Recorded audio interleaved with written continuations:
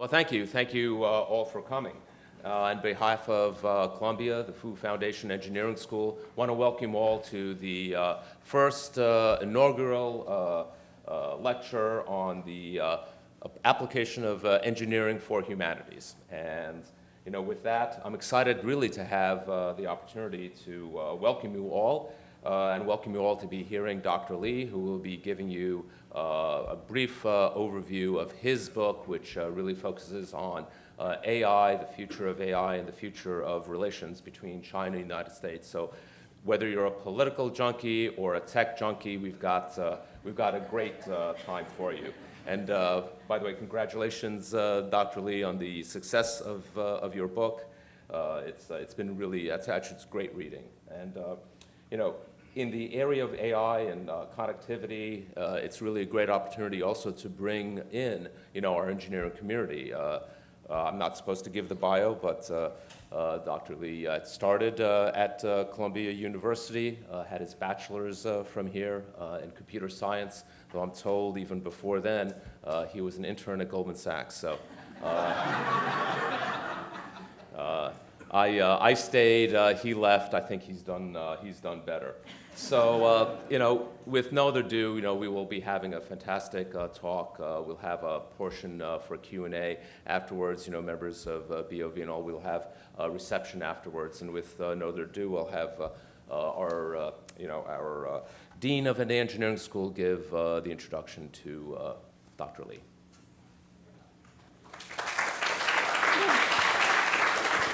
And so thank you, Armin. It's really such a pleasure to be here this evening for our inaugural lecture for the Engineering for Humanity series that we're starting. It's really rather particularly fitting that this is on artificial intelligence. This is an area that we see impacting so many aspects of our lives. We see the potential for it, but we also see it happening right here and now. And Kai-Fu is such an inspiring figure in this area, and it's so this is particularly fitting. He spoke to our graduating class a couple of years ago on artificial intelligence.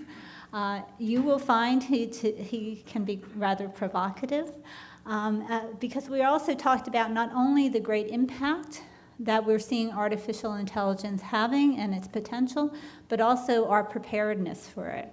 And are we preparing our students for the future? And are we helping to prepare people to continually prepare themselves for this future? So it'll be very interesting to now have Kai-Fu here for a discussion on this topic. This is an area that Columbia Engineering is quite committed to. We have been growing our school, as most of you in the audience know, that our faculty now number over 220.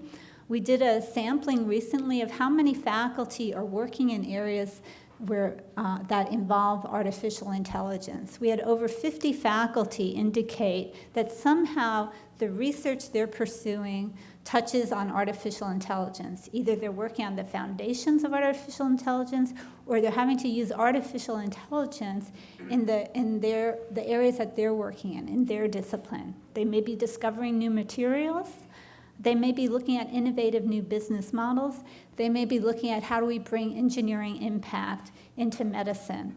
So we see so many different areas where artificial intelligence is now seeping in to not only engineering disciplines, but also disciplines across our university and business sectors across the world. So this is such a critical point for our future, for how we think and try to think about the positive elements, right? That we can have such positive impact on people's lives if we really take the developments in artificial intelligence into having this positive impact. We also know that there's other consequences, and there's reasons that people have some discomfort. So I think we'll be hearing about those two perspectives as well. So Kai-Fu has been such a leader in this area, and right now, in his work, he's chairman and CEO of Sinovation Ventures.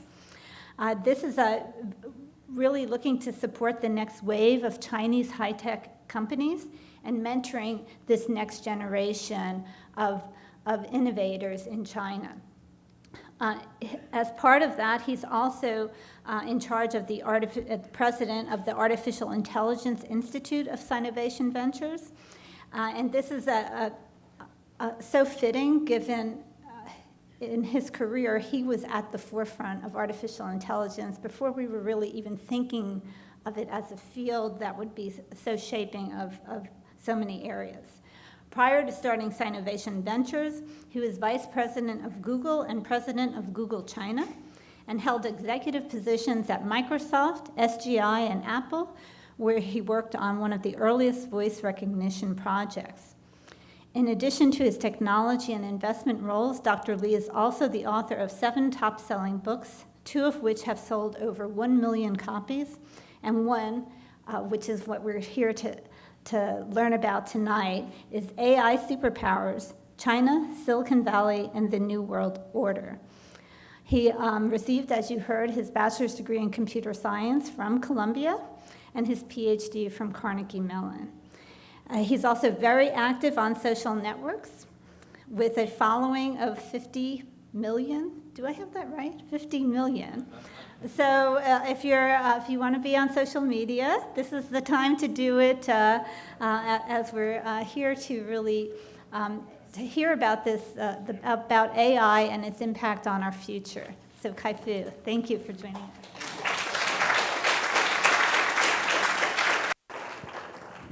Thank you very much. It's great to be back at my alma mater and great to be talking about my new book, the idea of which actually came from my class day commencement speech.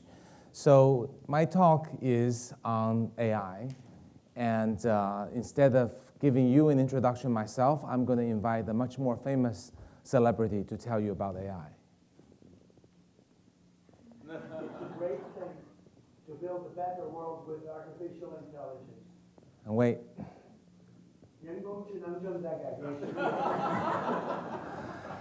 So you thought only his granddaughter spoke Chinese, but actually this was not President Trump speaking. This is speech synthesis created by a Chinese company using deep learning. So in one slide, I'm able to show you the amazing abilities of deep learning and the high caliber of research in Chinese companies.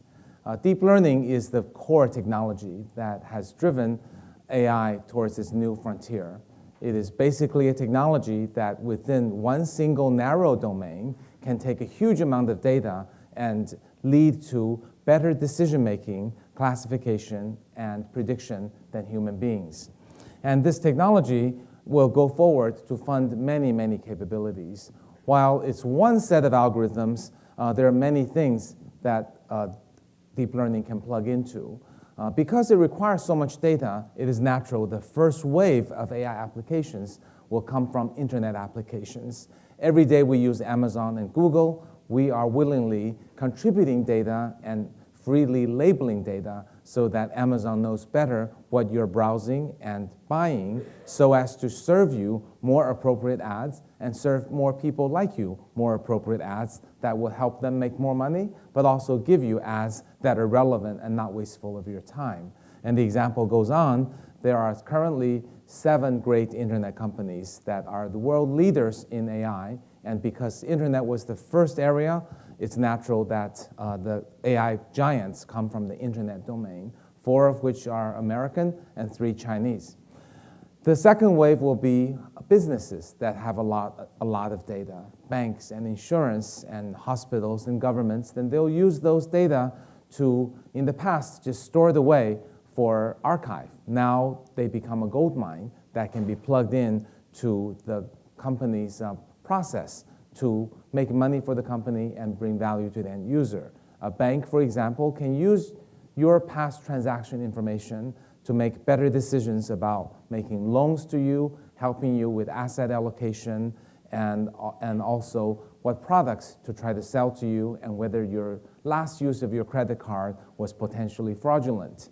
The third wave is when AI gains the perception ability to see and hear. Computer vision, speech recognition, the cameras that protect us from terrorists in airports that do face recognition. My company, the doors are open not by a badge, but with our faces.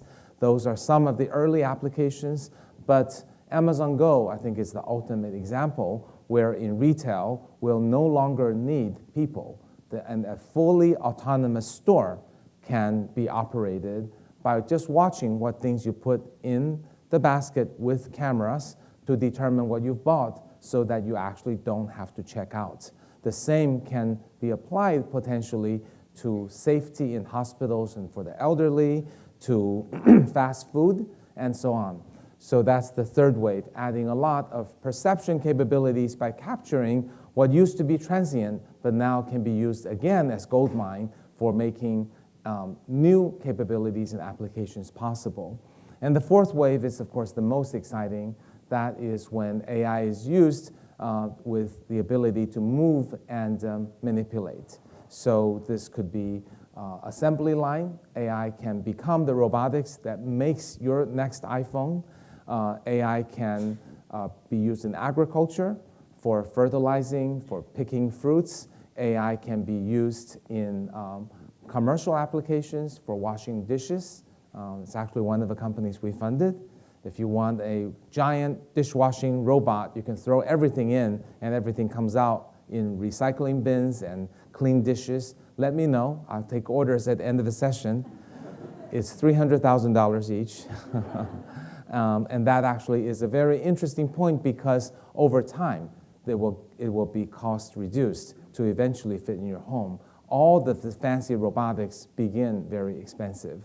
Of course, autonomous vehicles are going to be very, very popular over time once they work. And that's going to not just be a button in our car, but it will change the way we transport ourselves. It will change the way deliveries and logistics work. It will save us a lot of time and money because we don't have to buy cars. It will be safer than people because AI gets better with data, and the first car may be a little bit better than humans, but 5-10 years later, it'll drive a lot better than people. So all of this will accumulate to 4 waves of amazing capabilities, and the 4 waves won't be the end of it. It's like if we go back to 1998 and ask me, how many waves of the internet would there be? I wouldn't be able to tell you accurately. But today, we're all older and wiser, and we can see the internet actually went through the browser, the websites, the portals, the search engine, ads, games, social, e-commerce, online to offline, and then mobile. So roughly 10 waves of the internet. But back in '98, we could probably only see 4. So there's more to it than that. So with all these waves, will China and US, which will be ahead? You would probably think US will be way ahead. These are the US giants in artificial intelligence. It's dominated by Americans and a few Canadians in the picture, but no Chinese. So in fact, US has led technology revolutions from the days of Windows and Intel. The whole world revolved around Silicon Valley, so you would think, why would China have a role to play? But actually, a miracle happened about 10 or 15 years ago.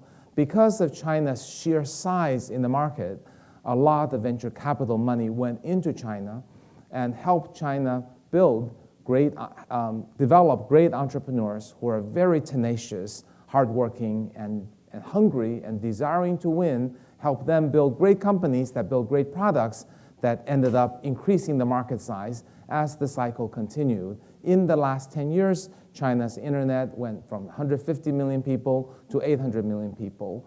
China's total market capitalization of internet companies used to be about 1/20th of US, and now it's 1-to-1 with US. So even in the pre-AI days, China has miraculously caught up in this value.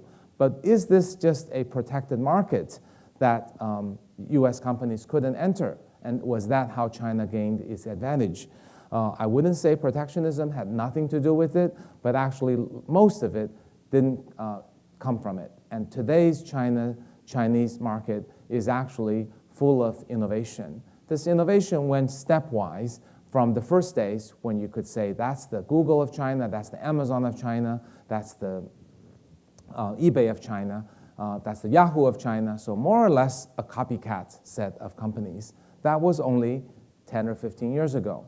But Very quickly, about 5 to 8 years ago, we went to the green part, where China still got inspired by American companies, but Chinese products became better because the copycats became good at building products, at even product feature innovations. So today, WeChat is a better product than WhatsApp. Some of you probably use both. Hopefully you agree with me. Weibo is a better product than Twitter. Maybe not in the diversity of content, but in the quality of the product, absolutely better. Zhihu, our investment, is better than Quora, and so on. And then we've really leaped forward in the orange part, which was really in the last 3 to 4 years. There are now these new companies that I won't even explain to you, because explaining each company would take 5 minutes. And these companies are worth a tremendous amount of money. The applications are incredibly innovative. Some of the entrepreneurs, once upon a time, were copycats. But I think the American view is once a copycat, always a copycat. But the Chinese view is you've got to start somewhere. You're a copycat once. If you remain a copycat, you go nowhere. But if you learn what you needed to learn, you could be an innovator. And many of the companies were serial entrepreneurs who were once upon a time a copycat, but now they've innovated to such a degree that these products are really incredibly cool. If I showed them to you, you would want them. You would think they're innovative. You would give them credit. But they weren't built the same way that Silicon Valley companies were built. This is another view of some of these companies and description of what they are. Again, it doesn't do them justice. These companies are worth about $150 billion, and I didn't count Ant Financial, which would be another one worth $100 billion. And in the process of building these great, innovative new products, the Chinese entrepreneurs have truly emerged. The environment was tough. The Chinese imagined founding a company when your company could be copied by anybody. And so what you have to do is learn the impossible, which was how to build a business model that was impregnable. I won't have time now to cover it. Later we can in the Q&A or in the cocktail. But these Chinese entrepreneurs are so toughened that they build really difficult companies that have impregnable business models that cannot be copied.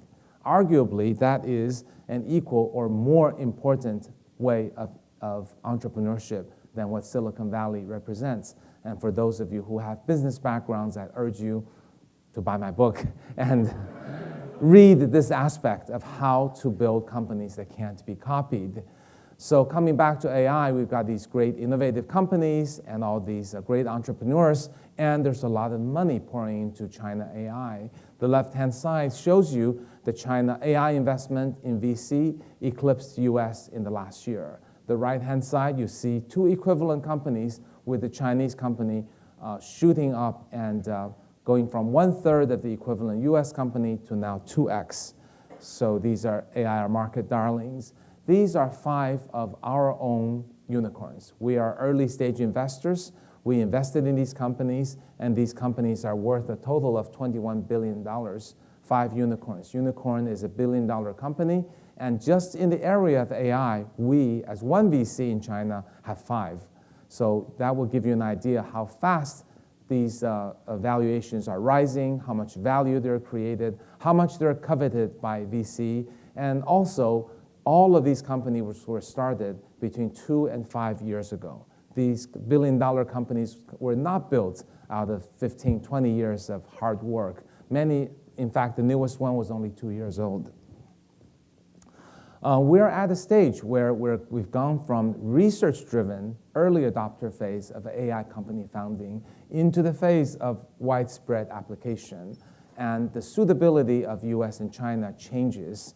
In the days where an AI company was founded by a ACM IEEE fellow or a future Turing Award recipient and builds great technologies, looks for a solution, well, those were the days where America would clearly have a huge lead because US, if you purely measure by H-index, the academic excellence, US top researchers outnumber China about 10 to 1. So if we have those kind of research-driven companies, US would have 10 times as many as China, despite the population differences. But we've entered the age of application, where a typical AI company is actually often led by a business person with a CTO who understands AI, who builds applications for that a particular domain, be it finance, retail, or manufacturing, applying AI. And China actually has an advantage because I've described to you the kind of competition has created these tenacious entrepreneurs, and they're actually the perfect CEO, not the PhD. So as we go from early adopter to widespread application, it goes from advantage US to advantage China. And then data is everything. The more data you pump into AI, the better it performs. So if data is the new oil in the age of AI, China is the new Saudi Arabia. China has so much data, more users, but also more data per user. China has 10 times more food delivery than the US, 50 times more mobile payment, and 300 times more shared bicycle rides. These are real data. Every time you ride a shared bicycle, 6 sensors are transmitting all kinds of data to the cloud. And every day, just the one company, Mobike, which we funded, is transmitting about 20 terabytes of data to the cloud. So this is truly data that funds AI with all kinds of interesting user benefit or monetization opportunities. And lastly, China has a very strong set of government policies that advances AI. One is just the state council with the AI plan setting a tone, and then letting each city come up with its own plan on what to do. Some of the cities will build very heavy infrastructure as described on the right. For example, China is building a brand new city, Xiong'an, which is the size of Chicago, that has autonomous driving built in. Zhejiang province is building a highway with sensors that talk to the trucks and cars, helping them to become more safe. Suzhou is building a 10 square kilometer of road with 2 levels. One level autonomous driving, one level human driving. And the autonomous driving is underground so that it's properly lit, so that lighting mistakes in computer vision would not cause a problem. And another city in Xiong'an, also 2 levels, but one level, top level is pedestrians, humans, pets, bicycles. Bottom level is automobiles, autonomous or not. That's designed to minimize cars hitting pedestrians, the worst type of collision. So these types of big infrastructure spends are happening. Chinese government actually, in the case of AI, hasn't subsidized too much to the companies. Our 5 unicorns were all privately funded, and the government is now trying to help by doing what private funding cannot do, that is building infrastructure. So if one has to say who's ahead, I would say today, China is quickly catching up. China actually began its big push in AI only 2.5 years ago, when the AlphaGo Lee Sedol match became the Sputnik moment. And my book has more details, so I'll just tell you that in the last 2.5 years, China really went from nowhere on the left side to the left side, which is a huge amount of progress. Going forward, I think China will lead in almost all areas except business AI, which requires data warehousing, structured storage, which Chinese enterprises lack. But I also want to point out, this is not a zero-sum game. This is not the case where China and US are grabbing land or oil or energy. They're not even grabbing the same customers. Chinese AI is funded by Chinese VCs and provided for Chinese customers. American AI is funded by American VC, provided to American and developed country customers. There's almost 2 parallel universes. The growth of one does not imply the shrinkage of the other. So I do hope we don't have to look at it in a zero-sum sense. So with US and China, this time, compared to other revolutions, internet, PC, and so on, this time there are 2 engines driving for progress, not 1 engine. With the dual engine, we should see more progress. And AI really is more like electricity, and it will help enable all kinds of possible applications. AI people are actually very open-minded and sharing. I remember when I did my PhD thesis, it was a speech recognition technology at a much higher accuracy than anybody else's. Lots of people looked in disbelief, and what my advisor Raj Reddy said was, Kai-Fu, you should open up your source code, and then it will help people understand and make everybody move forward. And I think that is the kind of spirit that all of AI community worldwide is moving forward. So with AI people very open-minded, I think a lot of the current trade dispute issues hopefully will not affect progress, at least in the academic level. And AI will create a huge amount of value, about $16 trillion by the year 2030. And this is wealth that will be extracted by all kinds of companies that adopt, traditional companies that adopt AI, and of course, pure play AI companies. There will also be a lot of issues that will come up, from privacy, security, bias, to giant dominance, to wealth inequality. In particular, I want to point out inequality. This picture shows you the red is the top 2% of the US income, and the blue is the bottom 90%, which is the most of American population. The two lines crossed more than 15 years ago, and now it's going to get worse because AI will make more ultra-rich, and also AI will displace jobs. Remember in the first slide I talked about that today's AI is in a single domain with a huge amount of data, being able to do one task better than any human being can do. Well, that will then ask the question, how many people do you know that actually, how many jobs do you know that actually do a single task repeatedly, routinely? And how many jobs do you know that have multiple tasks, but many of which are repetition of the same task? If those jobs are a large number, then they will eventually be displaced by AI.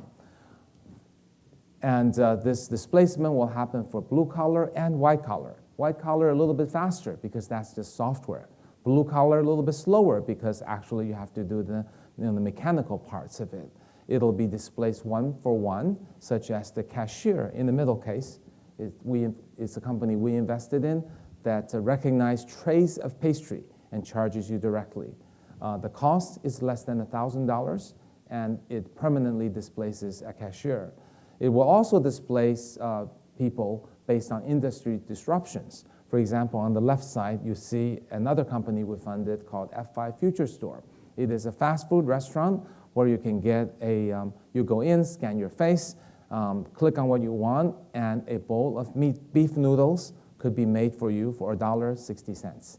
And to the extent those types of robotic restaurants take share away from McDonald's and KFC, well, that will also cause job displacement, not because McDonald's installed a robotic chef, but because they lost share to a robotic restaurant, which has a much better price-performance ratio for the kind of food it may serve. And on the right side, you see the city warning and a lot of other examples. So if we really think about, okay, if AI is going to come and displace a bunch of jobs, then what kind of jobs are, at least for now, safe from displacement? Well, then ask the question, what can AI not do? There are really two sets of things AI cannot do. One is creative things, and one is compassionate things. So we can draw two axes from the left to right, and is the lower creativity to higher creativity. Another is lower compassion needed to higher compassion needed. Think of creativity as a combination of creativity, strategy, originality, conceptual thinking. Think of compassion as empathy, human interaction, social. So we will, if we think about it, there are actually 4 types of ways in which AI and human will work together. Where on the lower left quadrant, where it's neither compassionate nor creative, AI will take all of those jobs. All of those jobs will be gone. The only question is how long. On the lower right-hand side, I have some good news. That is the scientists, the columnists, story writers, people who create will use AI as a tool that will help people to create more new frontiers of science, new drugs, etc. So that will be an example of symbiosis. Upper left is a more interesting one because AI will become the analytic tools because it is not a creative area, but human warmth is still needed. Think about a doctor. The doctor's skills maybe of diagnosis may be replaced by an AI engine, but the doctor's warmth is still needed to give warmth and care and confidence to the patients. And of course, on the upper right is where we humans continue to dominate with creativity as well as compassion. So that is the blueprint of how we will work with AI, and we need to figure out a number of issues.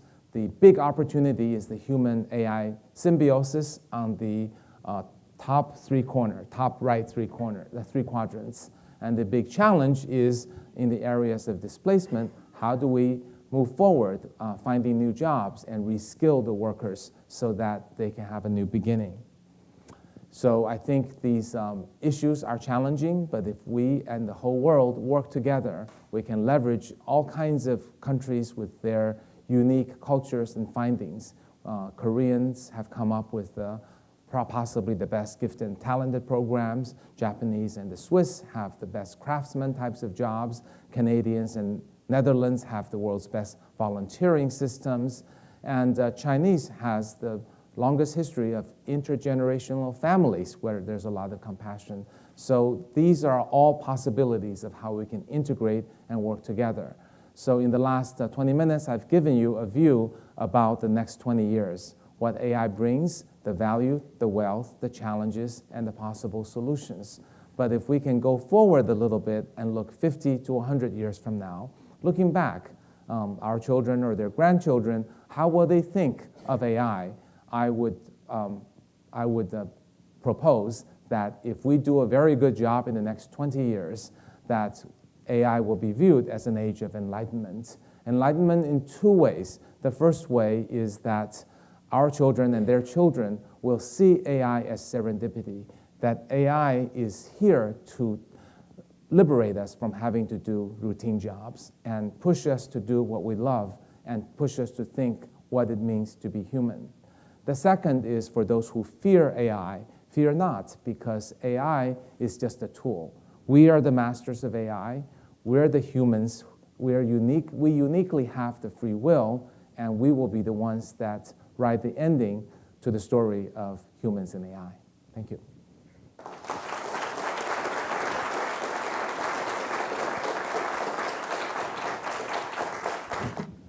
So thank you very much. I'm going to get right into it. You talked a lot about what's going on in China in AI and how rapid that's advancing, and new companies and very new and different ways of doing things, and that things aren't happening as quickly in the U.S.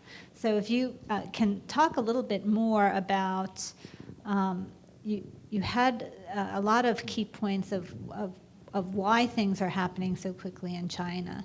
But if you can go into that a bit, and where are the opportunities in the U.S.? I mean, I think we're still ahead on some things here in the U.S., but, Sure. but let's talk about the future in both countries a bit more. Okay. I think the two countries have a lot to teach each other. China has always viewed U.S. as the teacher. Many of us came here to study. We learned so much, and I think China worships the U.S. for its intellectual capacity, the new ideas, the universities, the research, and Hollywood, and all kinds of things. So that learning has never stopped. But today, that could turn into a disadvantage. If young Chinese people are continuing to learn from U.S. and China, but if young Americans learn only from U.S., then you're missing half of the information. So what is that half of the information? Let me give you an example. I think a lot of the Silicon Valley company founding approaches are one way, but not the only way, and often not the best way. Let's take a look at a company like Yelp or Groupon or OpenTable. Now, these are the typical American companies. We build a technology layer, and then we help you eat better, basically. Isn't that what they do? But what does a Chinese company do? A Chinese company called Meituan just went public, and what they have done is change the way people eat. They dare to go after bigger goals. And how do you change the way people eat? They found out that people want, if we can provide home delivery of food within 30 minutes and give people over 100 restaurant choices, but deliver within 30 minutes from the time of ordering, including cooking, and it costs not more than 70 cents, then many people will choose not to cook and not to go out and eat, but order takeout. So to most Silicon Valley entrepreneurs, this sounds like an impossible or a very ugly kind of problem to solve because it's clearly not a technology problem. But you got to get your hands dirty if you want to change the way people eat. This is not another, this is not a SpaceX or Google or that kind of a company. So how did Meituan manage to do it? Well, they found every which way to cut costs. They cut a few pennies every month. Eventually, they got there. What did they end up building? Well, they hired 600,000 people who are essentially the food delivery people and who are willing to work for absolute minimum wages. And they dealt with the turnover, they dealt with the training, they dealt with how to make sure they're courteous. All problems, I think Silicon Valley would say, wow, that's not something we want to do. Also, they found the cheapest way of delivery. It's not Uber Eats, it's electrical mopeds, right? Electrical mopeds, on the other hand, the really cheap ones, they run out of battery. So what do? They build these battery changing stations so that people can deliver with them.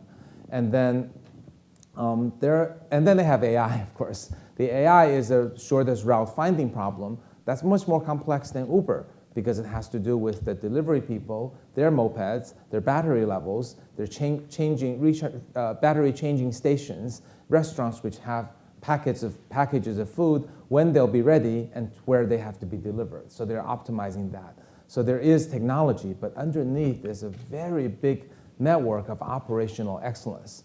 And the drive to go after this big risk, very hairy problem is the kind of Chinese entrepreneurship.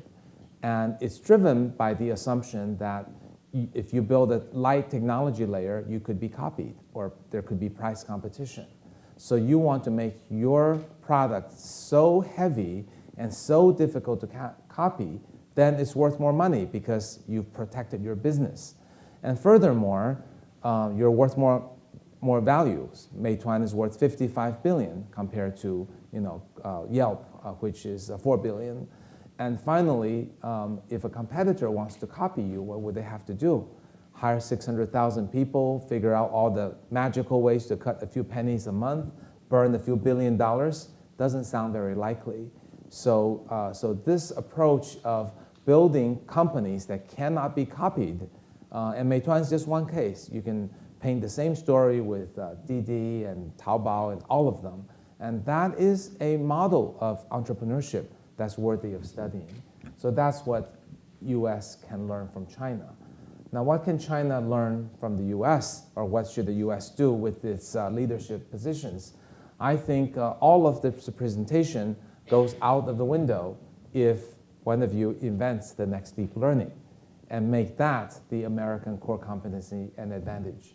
I think this very tough challenge, but we already talked about, US has 10 times more super AI researchers. So it's 10 times more likely than China to come up with that brilliant next research breakthrough. But in order to do that, there needs to be research funding, there needs to be encouragement for faculty not to be poached by Google, and there needs to be an open immigration policy to bring all the talent from worldwide. So let me go on that deep learning dive. So the more data you have, the more possible you will be able to find that next breakthrough. Not necessarily. You don't think so? If it's a theoretical breakthrough. Okay. Actually, I remember in the late 80s and 90s, Jeff Hinton, Yann LeCun, they actually wrote papers very similar to the deep learning, but they just didn't work better.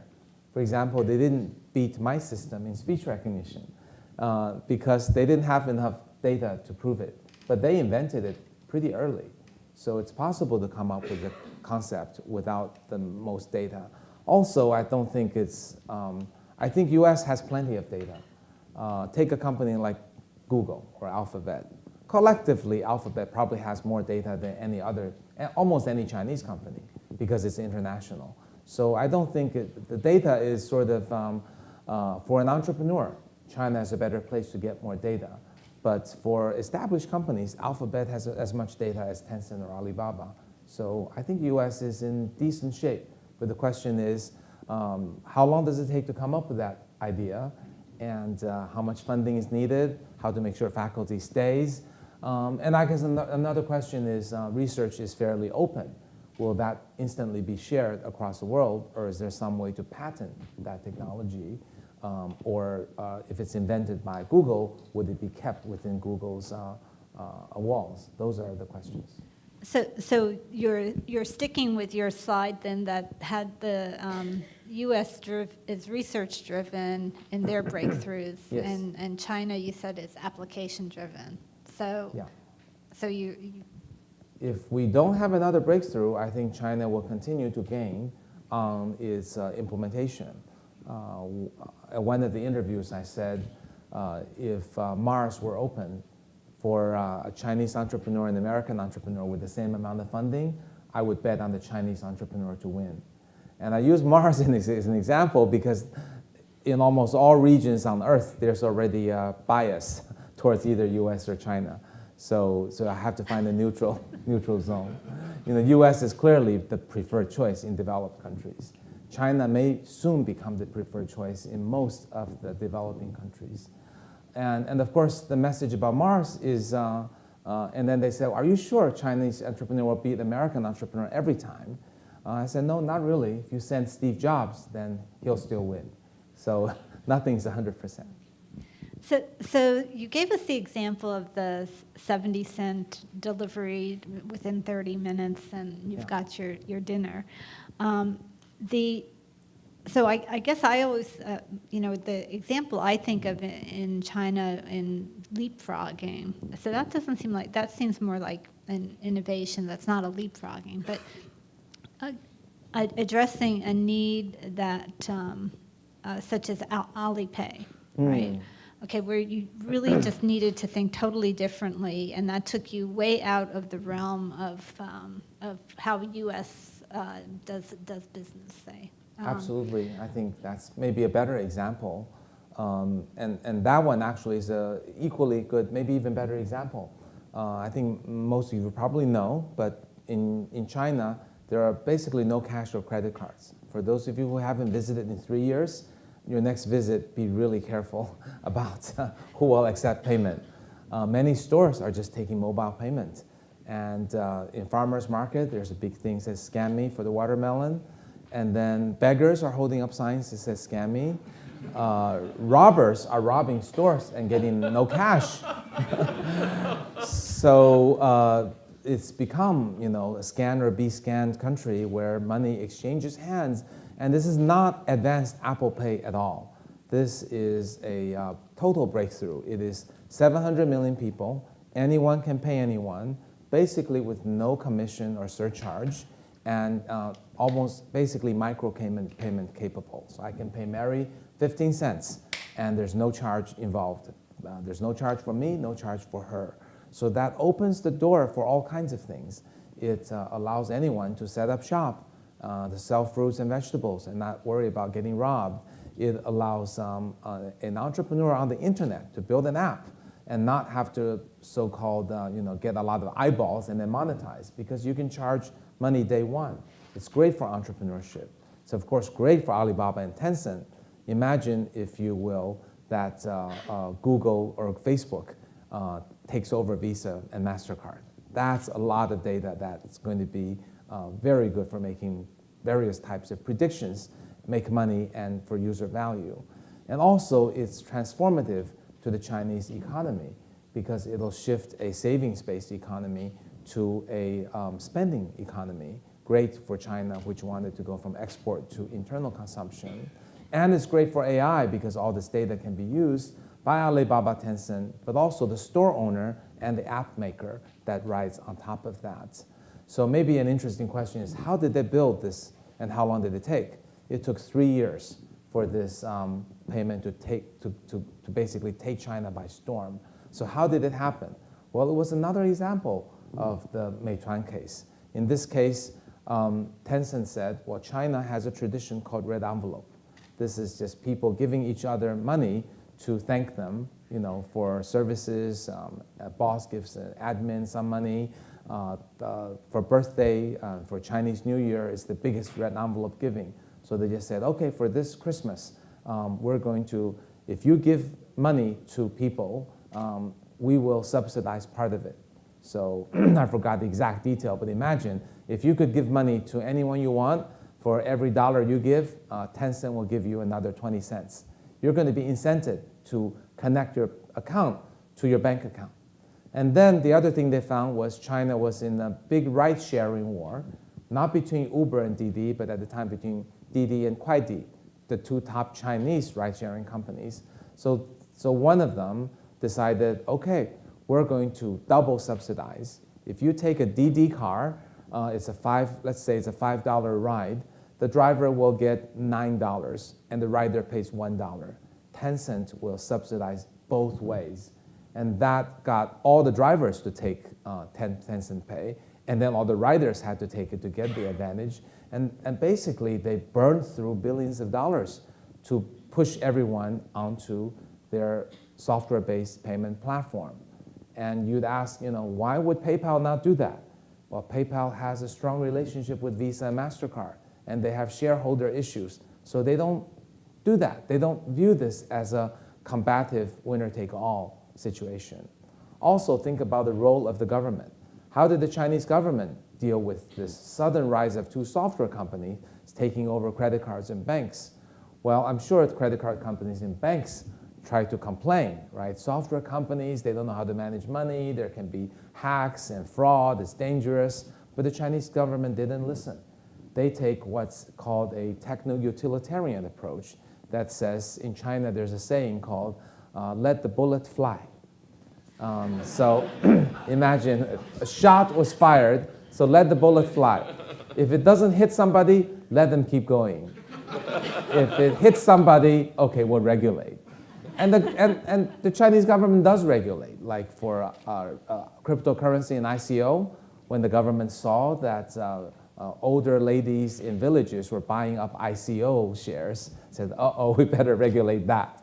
So in that case, it did regulate. But the government keeps a very open mind and it views the proliferation of technology to be a top priority and does not feel like it has to be perfectly understood, vetted, and regulated before they let it get going. So let the bullet fly brings up ethics, does it not? But you're saying the regulation follows only after something. Well, it brings up, I'm using it as an analogy. I don't think I didn't mean it as an ethical issue.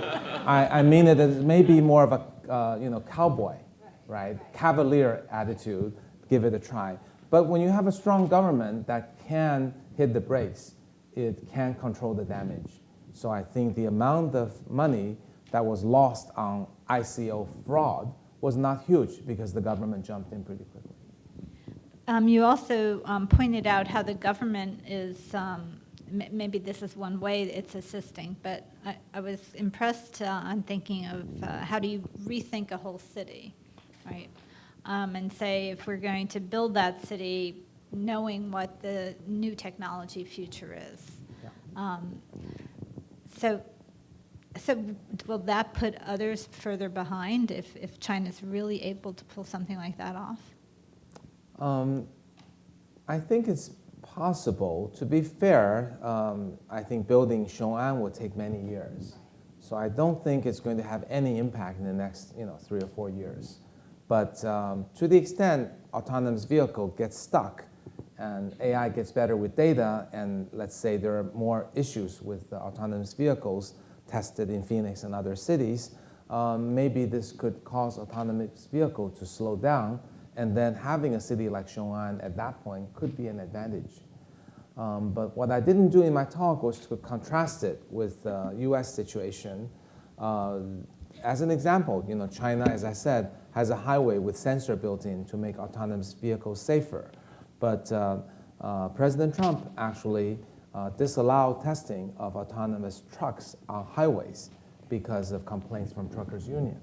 So if you contrast those two things, one is pushing forward, one's pulling back, if that happens more, that actually could cause U.S. to give up its current lead in autonomous vehicles.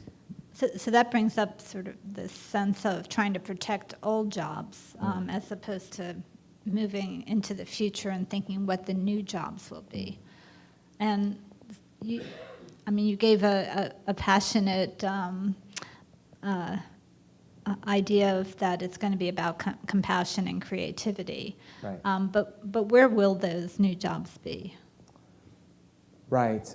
Well, in terms of compassionate jobs, there are many. Or if AI is replacing so many jobs, Right. so there's going to be other types of jobs that emerge, right?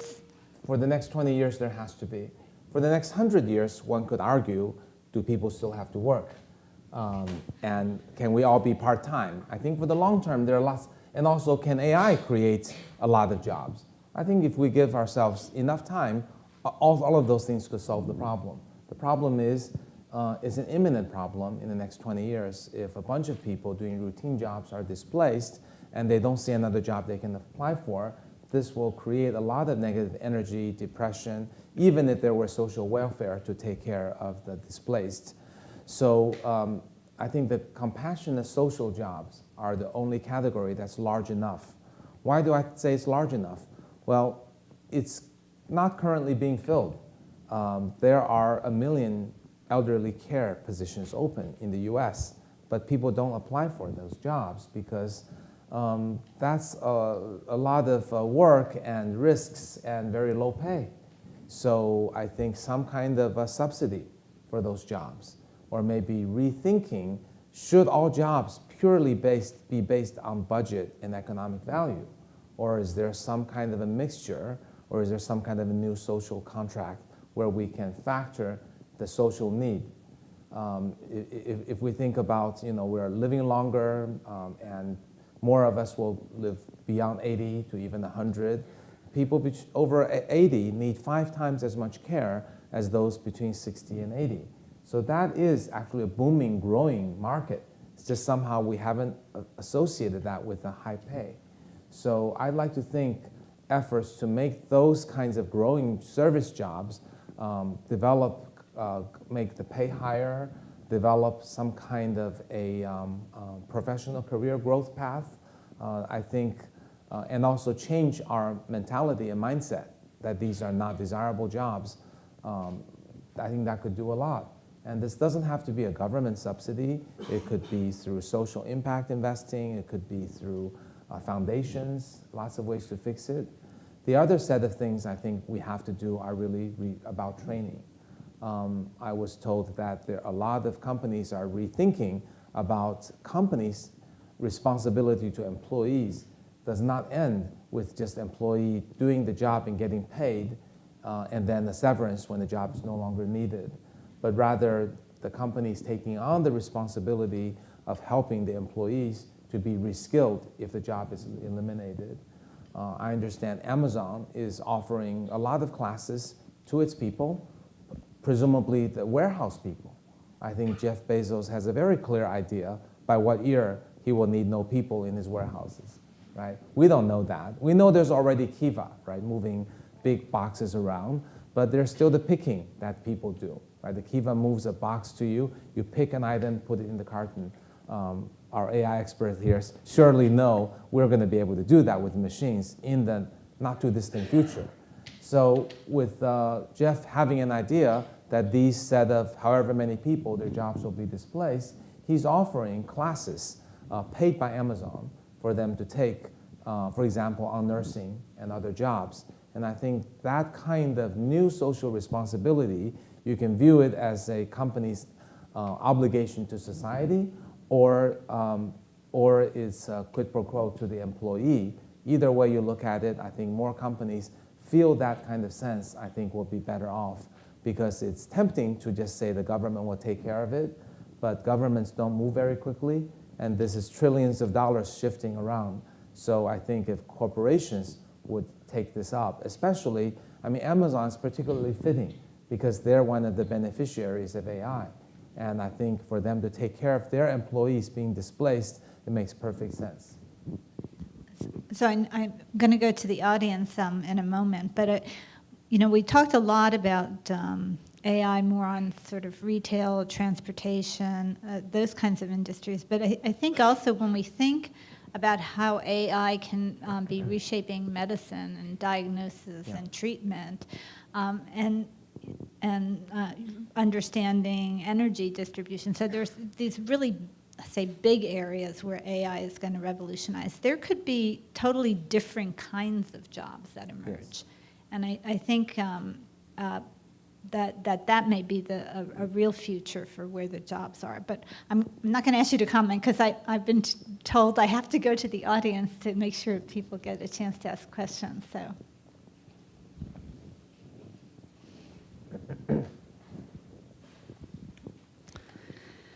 I love the quadrant that you've drawn and about compassion and creativity.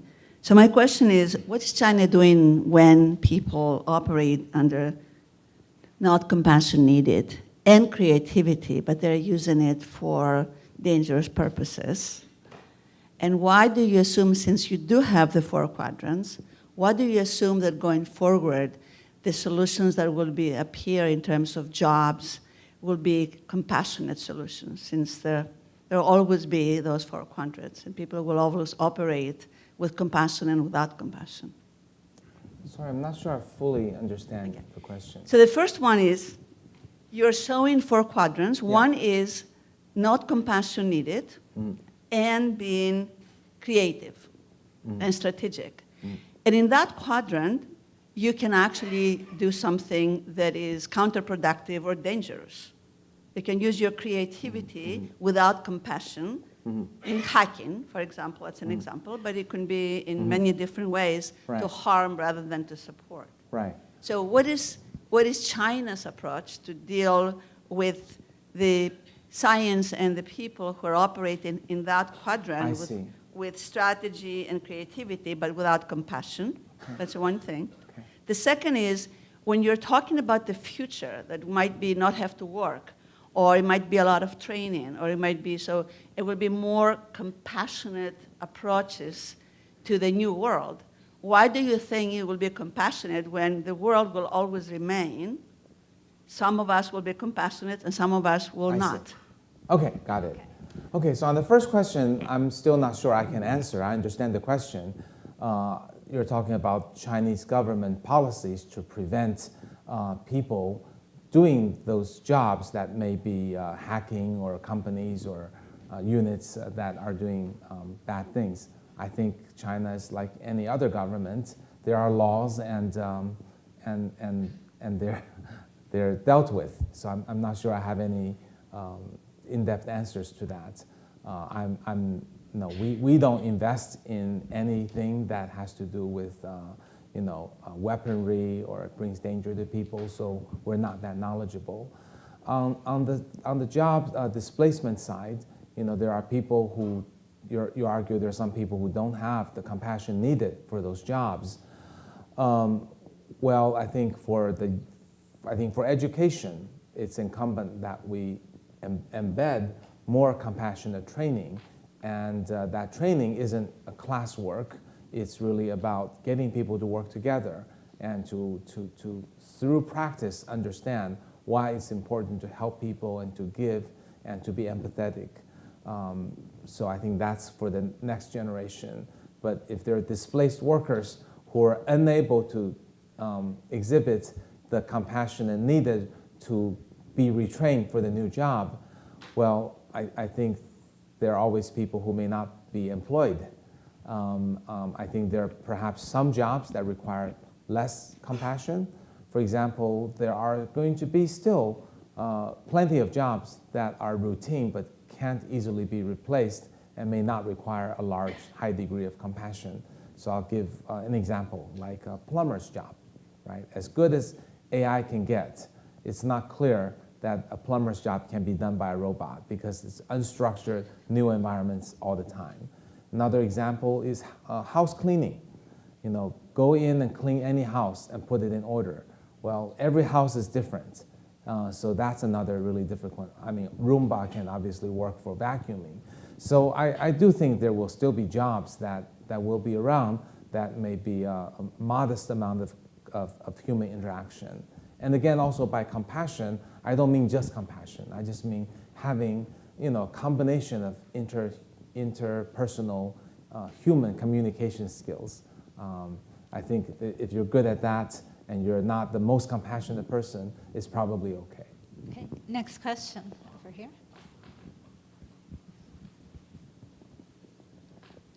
Hi, Dr. Lee. My name is Penfei Zhang. I graduated from the University of Delaware, studied computer science.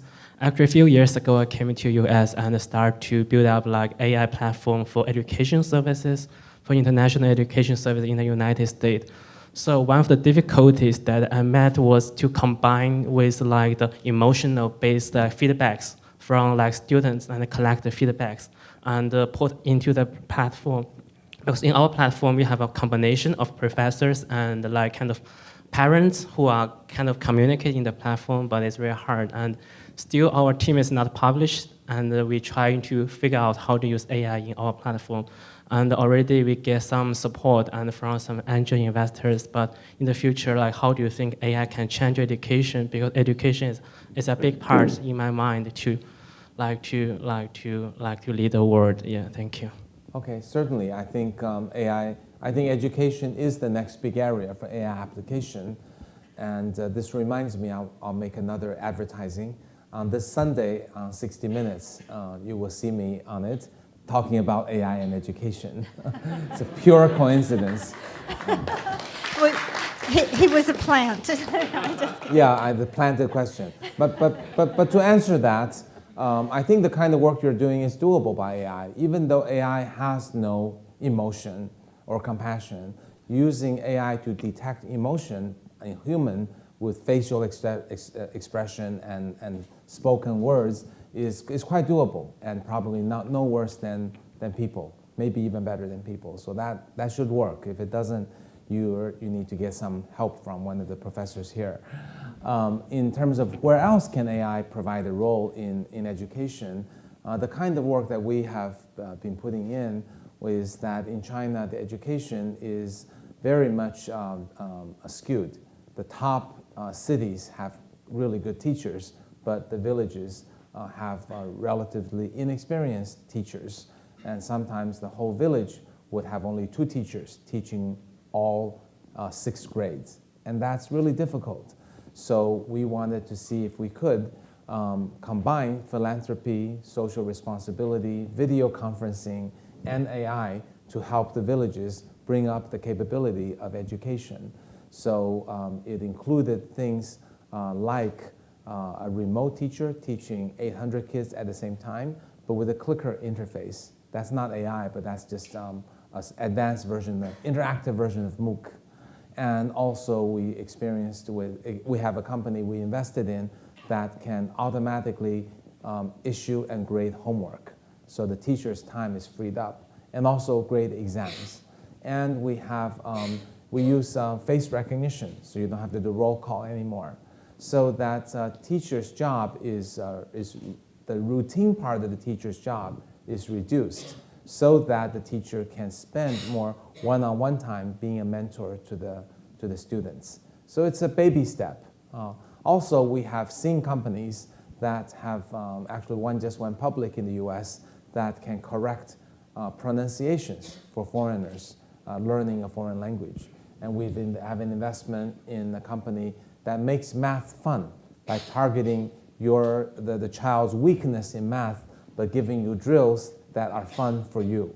So, a lot of these things, you think, oh, Facebook targeting me, that's terrible. But we can also target kids with things that are fun and personalized and targets the weaknesses they have. So there are a lot of good ways to use targeting to improve the children's learning. Thank you. Hi, Dr. Lee. I have a question on data privacy.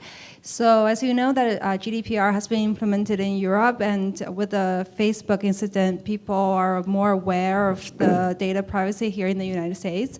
And then you mentioned that the data is is very important as part of the China AI success. Now, do you see that in the foreseeable future, maybe like 20 years, it will take away, then more people in China aware of this, care more about the privacy, and the advantage will go away? I see. Yeah, I think you assume Chinese companies have more data because users don't mind, so they take more than they should. I don't think that's completely true.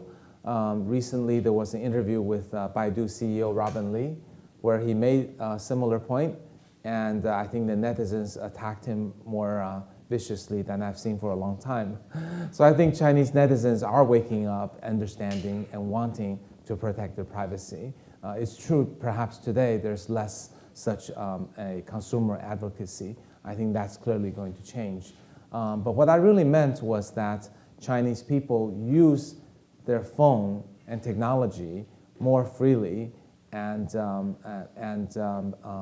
that gets more data back to the app in which they use. So I'm not saying these apps are sharing data and throwing it all over the place and anyone can get free data. That is already not the case. In fact, the Chinese government has just about a year ago passed laws to basically make it a criminal for people to sell data to another party without the consent of the users. So it's actually more stringent than even the US. So I think on the spectrum of general question about privacy, I think it's actually a very complicated matter because it is not merely a matter of, I want my privacy, give it back to me. It is a matter of you have to balance all the things that you want: privacy, convenience, security, and those are things you would have to balance. I think GDPR is one very good step forward to give more power to the user. I think it's implemented very poorly and will have very minimal effect. However, I think it's good that governments are putting their principles down. And I think, I also think the pendulum often swings too much in the public opinion. Once the Facebook issue comes, everybody wants privacy and I don't want the convenience anymore. And then there's a terrorist attack and everybody says, I'm okay giving up privacy, just make it safe.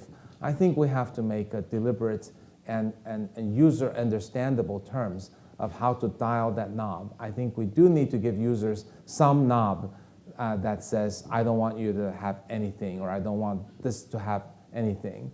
But the GDPR way is essentially turning the user into controlling very minute details that the user isn't aware of and turning the government into a product manager.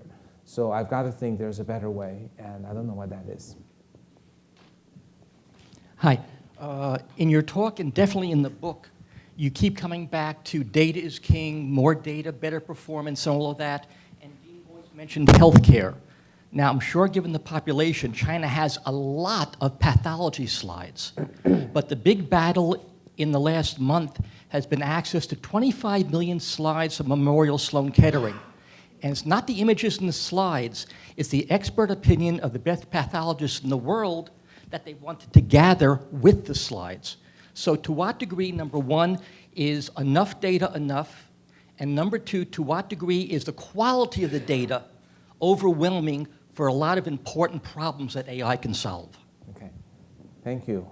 I see you've really read the book. so much so I gave you a new one. Yes.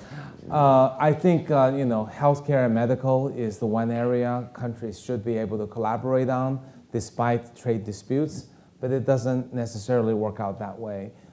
In answer to your question about the quality of data, the quality is important in the following ways. They have to be structured, and the outcome has to be correctly recorded.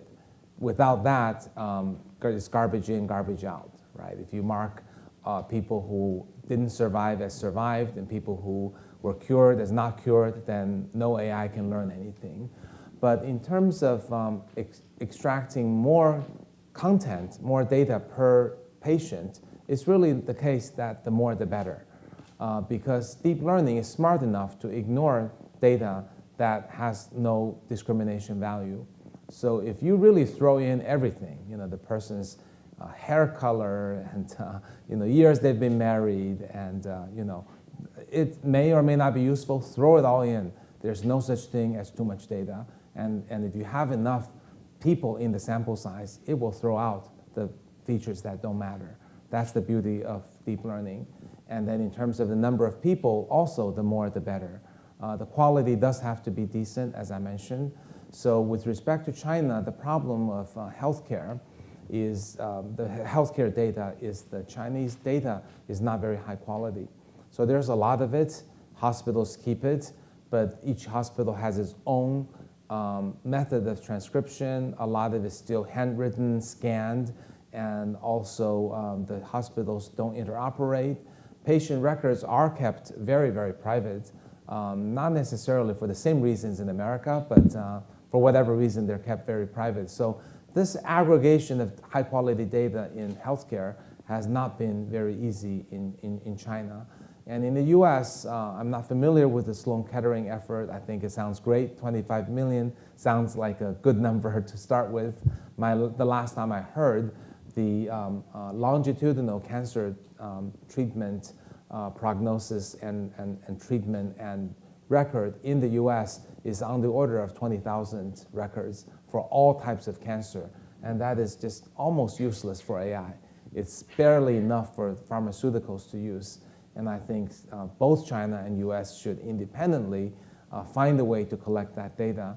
I realize that privacy is an issue in this case as well, but actually I've had cancer, so I would be happy to give all my data to anyone without any concern for privacy. And in fact, people who have been ill, who have had cancer, have been asked the question, and 90% are willing to give their data. With some degree of anonymity, of course. But I know a lot of people also say, well, wait a minute, even if you hide the identity and the address and the phone number, but still people can reverse engineer from your zip code or from your age or from something. I would urge people not to obsess on that level of detail. Yes, there's probably ways to reverse engineer, but the collective good of getting 25 million or 250 million medical cases and the benefit it can create to humanity in terms of improving medical treatment and survival rates is just so tremendous that one or two cases of reverse engineering is really worth the effort. So I forgot to mention on the previous question, privacy has to be traded off against, in my mind, at least three things: convenience for the user, safety, and the last one is social good.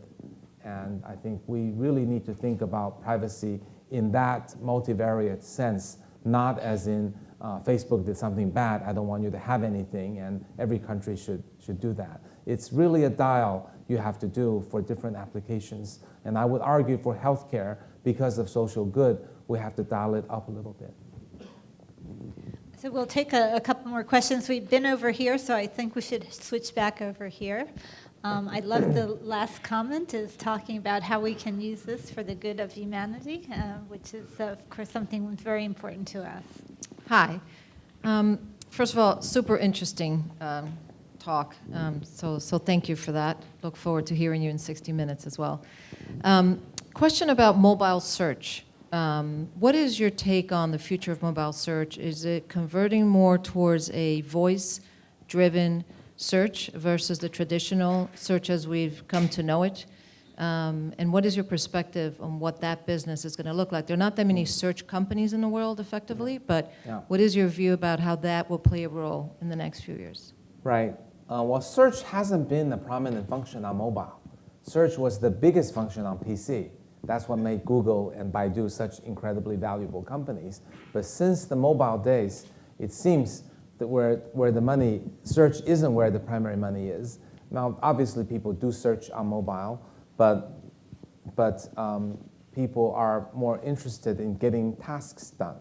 So I would speculate at some point a delegation interface on the mobile device where you tell it what you want accomplished and it figures out how to do it might be the future of the so it's still search by that metric, right? You would tell it something like get my wife something for her birthday and it gets done.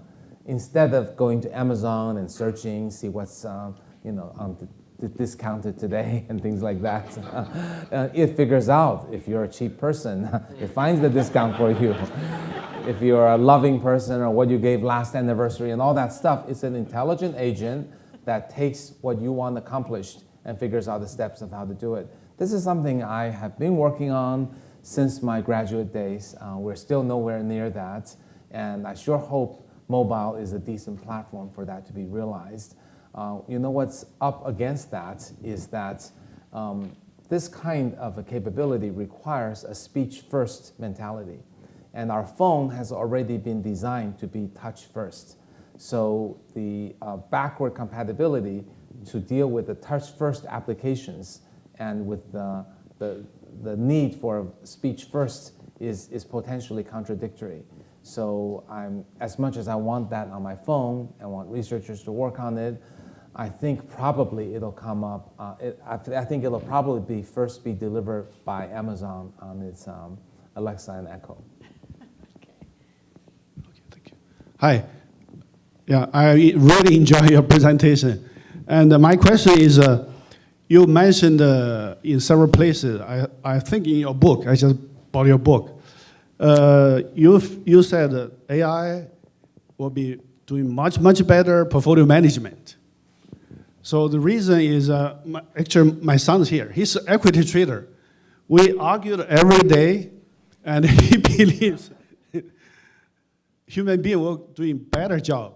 For example, let's say equity traders, equity trading. So can you expand it? Sure. Thank you. Okay.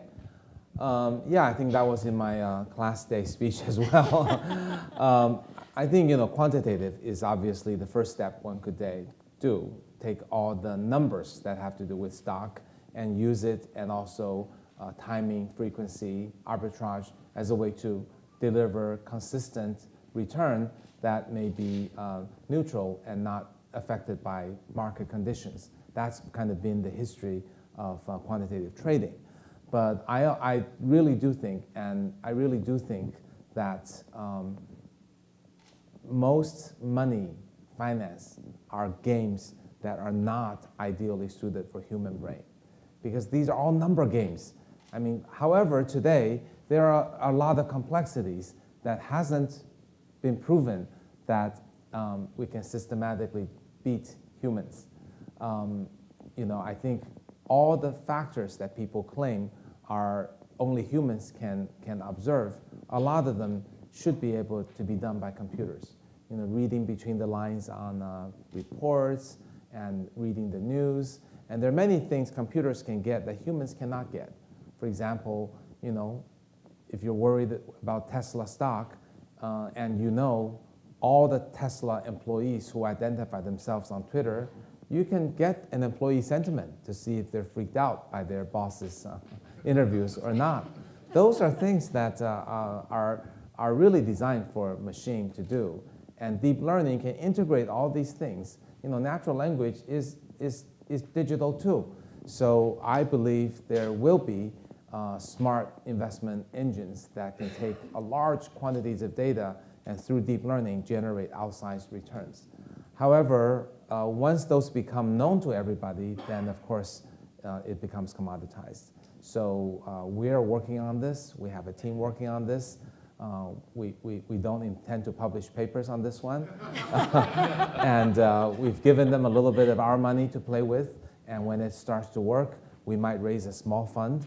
But this is something that may not be able to really scale, because once everybody knows your technique, the market can only go up and down so much. So if you can do something others can't do, and know something others don't know, then you have a chance to integrate. I think there will be a window of time when we have an opportunity to get some really good returns.